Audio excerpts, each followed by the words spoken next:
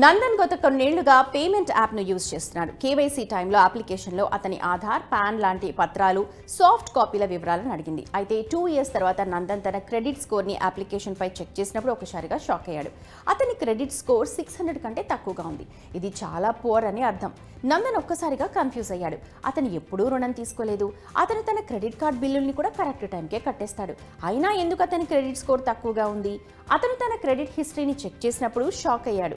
అతని పేరుతో రుణం తీసుకున్నట్టుగా ఉంది. కానీ నందన్ ఎప్పుడు కూడా అప్పు తీసుకోలేదు. తర్వాత తన పాన్ కార్డ్ వివరాలను ఉపయోగించి వేరే ఎవరో లోన్ తీసుకున్నారని అతనికి అర్థమైంది. ఇంతకీ నందన్ పాన్ కార్డ్ వివరాలను వేరే ఒకరు ఎలా ఉపయోగించగలరు? నందన్ ఇంకా సమాధానాల కోసం వెతుకుతూనే ఉన్నాడు. నందన్ లాగా మీ వ్యక్తిగత డాక్యుమెంట్స్ కూడా దుర్వినియోగం అయ్యే అవకాశం ఉంది. బ్యాంకుల్లో చెల్లింపు, పెట్టుబడి లేదా ఇతర ఫిన్టెక్ అప్లికేషన్స్లో కేవైసీని నింపడం కంపల్సరీ. కేవైసీ లేదా నో యువర్ కస్టమర్ అనేది బ్యాంక్స్, యాప్లు లేదా ఏదైనా ఇతర ఆర్థిక సంస్థలకు మీరు నమ్మదగ్గవారు, విశ్వసనీయులు అని నిర్ధారించే ప్రాసెస్. మరో మాటలో చెప్పాలంటే ఇది మీ గుర్తింపుగా పనిచేస్తుంది. కానీ ఇటీవలి కాలంలో కేవైసీ సమయంలో ఇచ్చిన డాక్యుమెంట్స్ దుర్వినియోగం అవుతున్నాయని రుజువు చేసే అనేక సంఘటనలు వెలుగులోకి వచ్చాయి. ఈ దుర్వినియోగాన్ని అరికట్టడానికి, మొత్తం కేవైసీ ప్రాసెస్ని ఈజీ చేయడానికి యూనిఫామ్ కేవైసీ నిబంధనలను అమలు చేయాలని ప్రభుత్వం ఆలోచిస్తోంది. మ్యూచువల్ ఫండ్ పరిశ్రమ అనుసరించిన పద్ధతిలో ఇది జరుగుతుంది. ఇక్కడ బ్యాంక్, బీమా కంపెనీల తరచుగా వెరిఫికేషన్ అవసరం ఉండదు. పేటీఎం ఉదాహరణ ద్వారా దీనిని ఈజీగా అర్థం చేసుకుందాం. ఇటీవల ఆర్బీఐ పేటీఎం చెల్లింపుల బ్యాంక్ కార్యకలాపాలను నిషేధించింది.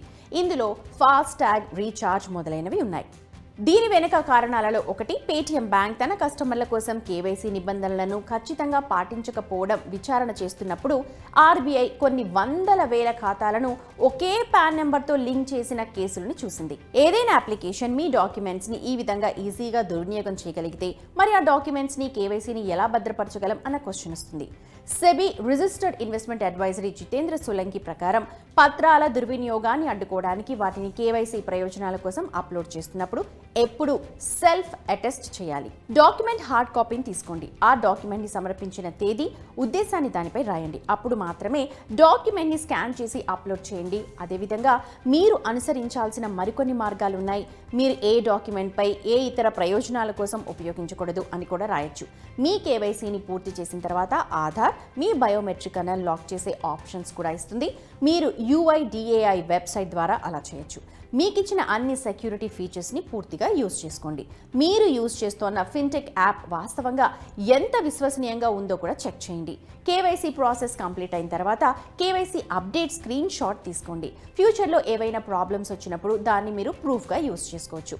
ఈ విధంగా మీరు మీ వైపు మీ కేవైసీ పత్రాలను భద్రపరచుకోవచ్చు. ఇటువంటి మరింత ఉపయోగకరమైన సమాచారం కోసం Money9ని చూస్తూనే ఉండండి.